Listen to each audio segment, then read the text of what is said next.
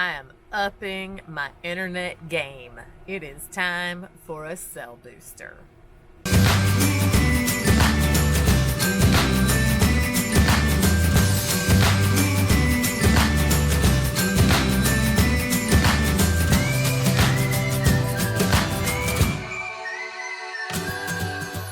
So I don't know if I mentioned this to y'all when I was at the family compound during the Troubles, as my aunt refers to them, where I had the famous Uncle Pat doing all sorts of mods on the van. The family compound is in this very weird little valley where there is the cell service. Like, you go a quarter mile in either direction, great cell service, but at their house, very little. Not enough for me to work from. So they're on satellite internet. And if any of y'all have ever tried satellite internet, ooh boy, it sucks. It's expensive and limited. So I thought, well, I'm here.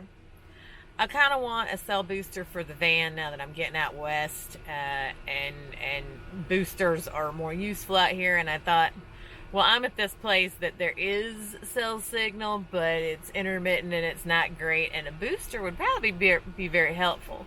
So I got a booster. I got a WeBoost, the Drive Reach, and we rigged it up, even though it's supposed to be in a vehicle. We rigged it up for use in the apartment, and it actually worked great. So I got off my Uncle Pat's satellite internet, thank God, and got on real internet, on the cell internet, on Verizon. But yeah, so then, but I'm leaving, so now we got to mount it in the van, right? So here is the story of mounting the cell booster in the van. All right, so here's the basic breakdown, right?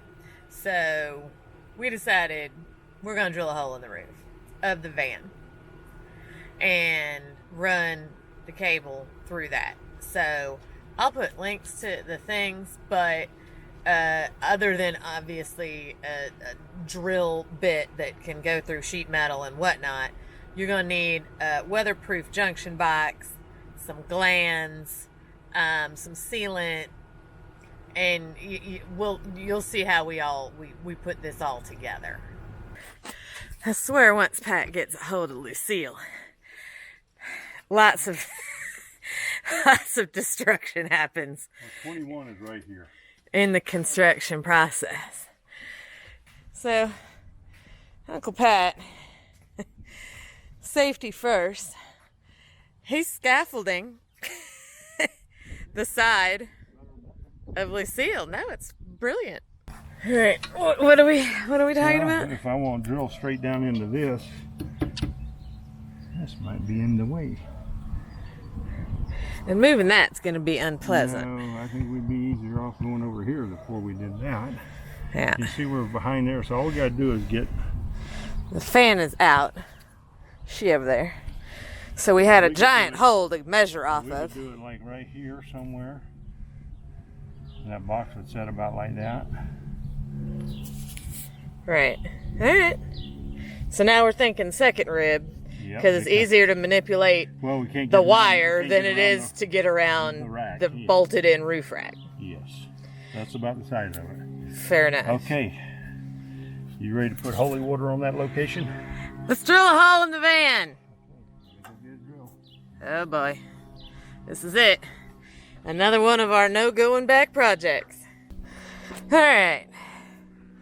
So what we got going here is... we have removed the small solar panel, moved over the large solar panel.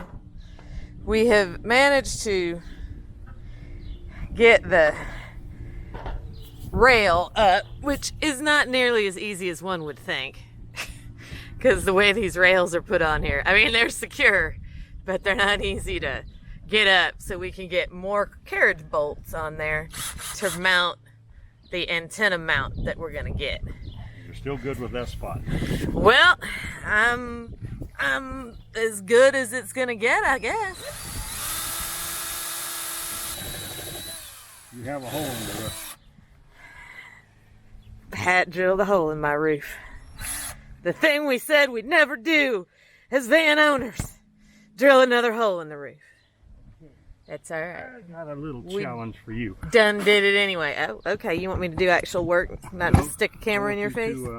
I want you to just put your foot on that thing right there. Hold it down good. Get it back where you want it. Okay, put your foot on it. My foot on it.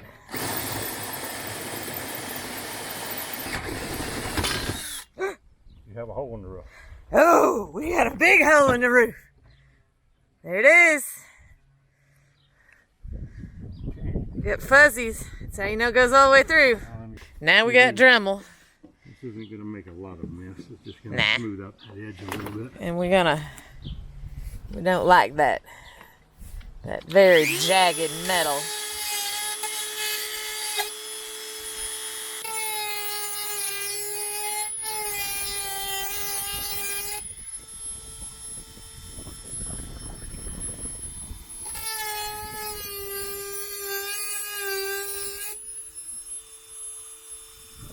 Why did we do what?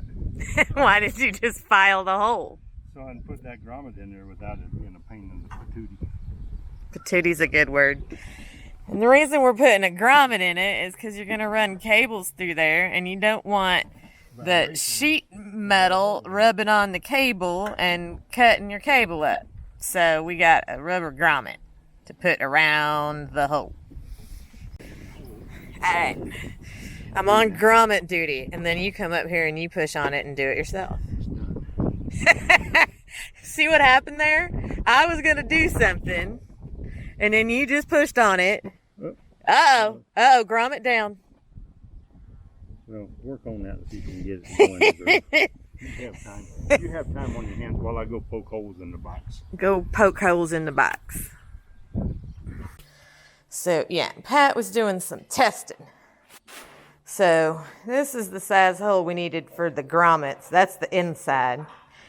And then in the box, we want the hole in the box to go around the outside of the grommet. So that's that. So, that's what we're doing now. Now Pat is just going to drill out the bottom of the plastic box that is the conduit holder, waterproofer, seal the hole up box.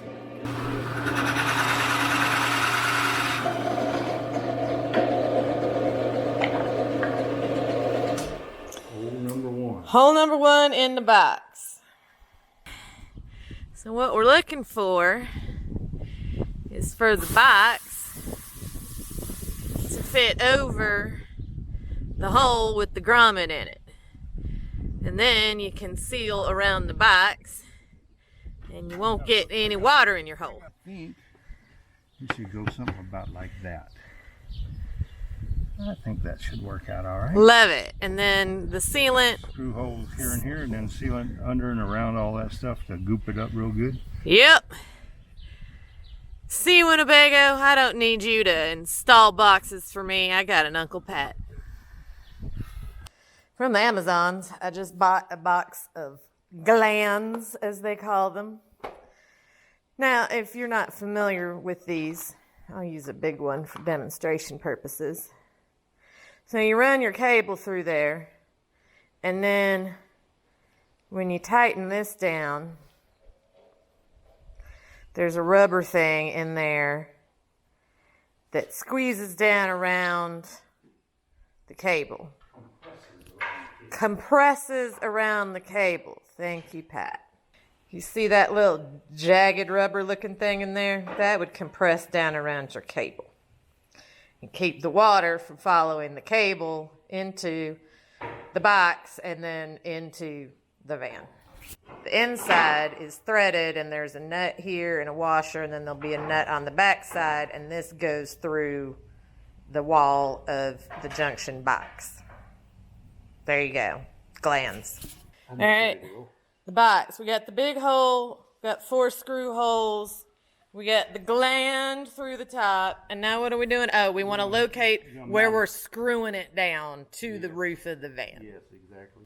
You like that? Yeah. It's going to be under a solar panel, so I'm not like, you know.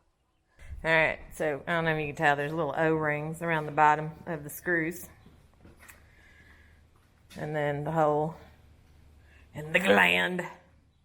Pat's going to do the sealant because he saw the mess I made with the sealant. With the sealant. I redid the seals around the water inlet valve thingies on the side of the van. And I made an ungodly mess. I did not videotape it for y'all because I knew better.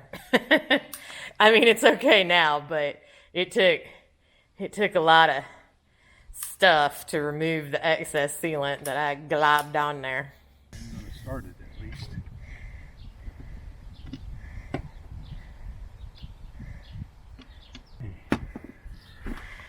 All right. I'm not going to try to over tighten this. We're going to just bring it down. That's good. That's what you want. That's the hole. That's seal the hole. That is your goal in life. Once you drill a hole on the roof of your van, you best seal it up. All right, so that was just drilling the hole in the van and mounting the junction box.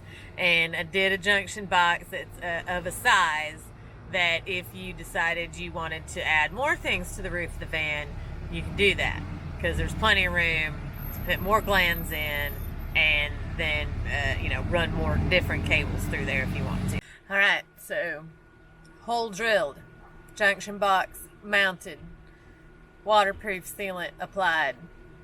Now it's time to get the cable from the roof to the inside. All right, let's play a little round of what's behind the walls. I always find this helpful in case you ever want to go modding your own van. So obviously this is the hole where the microwave goes.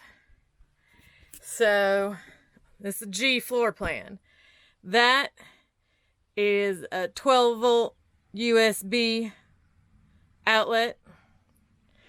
All this conduit is running electricals 110 best I can tell, because this is for the outlet that the microwave plugs into. Now there must be some sort of regulation that says they can't just put the outlet in here, because there's a hole next to that little junction box, outlet box, and that hole comes out inside the pantry, and then you plug in to the outlet. And in case you're wondering, no, there is not another place to plug something in on that particular outlet like there is on the Truma outlet, just so you know. And then the back of the pantry, or the hanging closet if you're Scott, that's a false back. There's all sorts of space back there. Don't get too excited. I mean, as you can see from the top up there, there's all sorts of, all the electricals are back there. So you can see they got 12 volt running through the ribs, the frame of the van. And you can see, you know, the original van frame. And, you know, there's lights in the back of the van, and so there's conduit that runs through there. And then, you know, you pull out, and then all that stuff that runs back there, because you got all these doodads on your wall. So all back in here is basically dead space where mechanical lives. Now here you got your media cabinet, right? TV goes up there. There's your Jensen sound system that I never used. Anyway, and then inside your little cubbies, you have, well, it's not just what I call it. It is carpeted cardboard. So you got the fuzzy carpet, and then you got cardboard to make it look pretty. there's just 4 little tiny screws that hold that in there, right? And so if you remove it, it's hard to pull it all the way out. But so we just kind of folded it up, and you got insulation up there, carpeted cardboard. But then you can see what's going on back here in the corner. You got that big space, because that wall is the pantry wall, right? With all the things on it. Dinette seat. Get your bearings. Dinette seat, control wall. And then that wall is not obviously perfectly, you know, up against the side of the van. There's a big gap right there. So, and if you remove the carpeted cardboard, you can get to it very easily. So, that concludes our episode of What's Behind the Walls.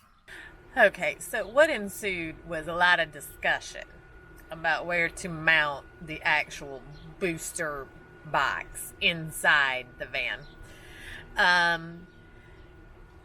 We didn't want to put it up in the cabinet that is behind the TV because A, it doesn't really fit up against the sidewall with the carpeted cardboard there, and also we just didn't want to take up valuable storage space. So I wanted it mounted, and because the thing gets hot, the more enclosed it is, the hotter it's gonna get. So I wanted it on the wall directly underneath the media cabinet. So like next to the tank heater switch. And so the problem is that with the connectors the way they are, we couldn't run it through the corner of the cabinet and over and down. You couldn't bend the cable end like that. And so we basically had to come straight down through the cabinet bottom. So that's what we did. We drilled a hole through the bottom of the cabinet to get the antenna cable down to the booster itself. A half in here. Trying to get the inside booster part mounted to the wall by running the cable through the cabinet.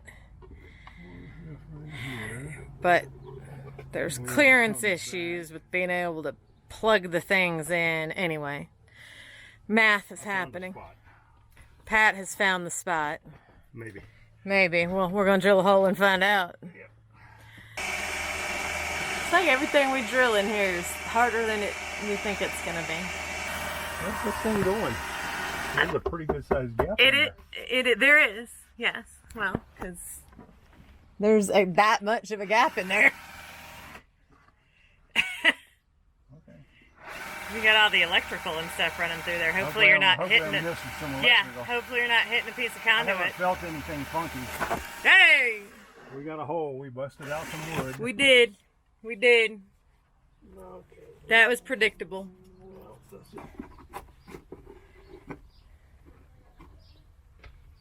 want to put your WeBoost thing over there and see if you like it or not? I gotta find it. Right behind you. If it was a snake, it would have. Oh, Pat's gonna cameraman. That's a pretty small screen, so. Yeah, I better get my big glasses on. Alright.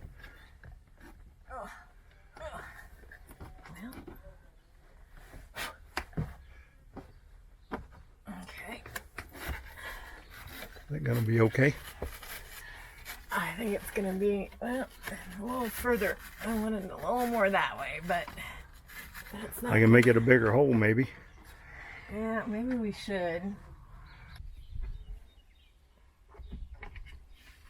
There it is. Okay. Now let's find out what happens here when we do this. All right, so that got the box mounted inside and the antenna cable run from the junction box on the roof to the box. We still had to get the antenna mounted on the roof and the antennas mounted on the inside of the van. Now, for the rooftop antenna, the key is when you're using it, you want it up above all obstructions on the roof, particularly the air conditioner, and the higher the better for capturing any signal out there. But you don't want to drive around like that because, I mean, the van's tall enough as it is. So I wanted to make sure that we could lower it so that it didn't add any height to the van. So the answer, and of course Pat being a boater, and this has been done on other RVs as well, is to get the marine mount that you can manually just lower the antenna down. So that's what we got.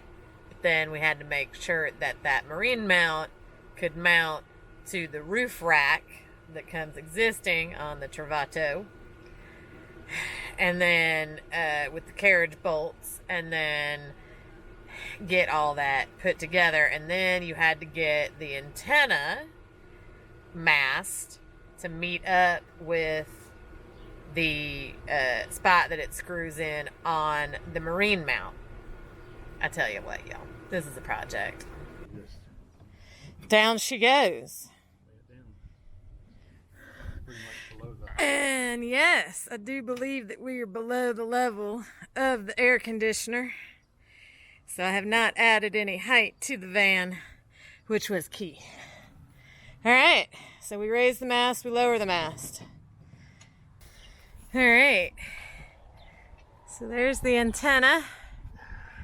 She's all installed. We used the extender. Yeah, we probably should. Zip tight to that hole there, maybe. So then there's the spring, and then this piece my cousin had to fabricate.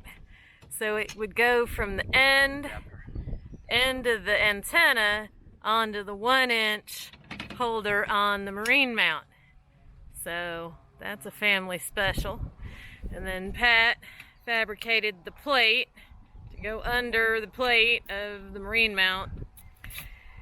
Anyway, the whole point of this is to get the antenna up above all the other stuff on the roof without adding height to the overall van when I'm trying to go into tunnels and whatnot. So that way it can be lowered as well as raised. Pat is now being perfectionist with his zip ties.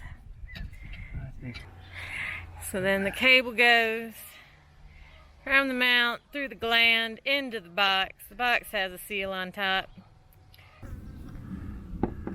We haven't really tested this thing to make sure we got everything, but I don't think there's anything underneath here we can do to change anything.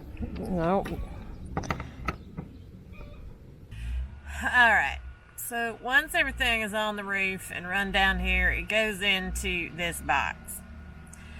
And obviously the roof antenna goes into the top, and then the bottom you gotta have power and your inside antenna. So Uncle Pat would have preferred to run those cables through the wall and all the things. And I was like, too much work. I just ran it down the side of the dinette cushions. You can kind of see it back there in the corner, the extra power cable. And then the inside antenna, I ran under the bottom of the window frame here. There's actually a little space. And so there's the inside antenna. And so when you're using it, what you want is your hot spot close to that. And so that can just sit there on the table and the inside antenna. And then underneath, I can plug in to the 12-volt outlet that Pat provided the end of the power to the box. I don't even know if you can see that, but anyway, you got to plug that into 12 volt. So that's where that is. Anyway, so that's the install. All right, y'all. So that's the booster install. This is not my favorite video of all time. There were points at which it just like we were just getting it done, and I didn't record all the things, and I was just trying to get on the road. So if you have questions, seriously, put them down below, and I will do my best to answer them. I'll even get Uncle Pat on the horn if we need to. But this, this kind of goes for anything you want to run from the roof into the van. And don't be afraid if you got to drill a hole in the roof, you can drill a hole in the roof safely if you use the right materials and the right tools and do it in a way that makes sense with the sealed box and all of that. So I'm not concerned at all about the box on the roof leaking. I'm really not. I mean, I saw how it went together. You saw how it went together. I'm good. It's up on that rib too, so water's not going to pool. Anyway, I'm fine with it. I'll check it up there when I check everything else when I go on the roof and look at it. I haven't used the cell booster out and about yet because I've only been in places with either great cell service or absolutely no cell service. And here's the thing about booster, y'all. If there's zero cell service, it ain't going to create cell service for you. It can take a little bit of cell service and make more cell service for you. But that's it. And remember the other thing, bars don't matter, okay? Speed matters.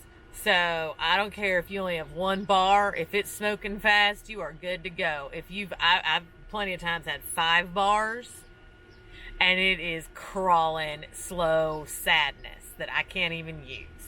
So anyway, if you have questions, again, put them down below, and I will see you on the road.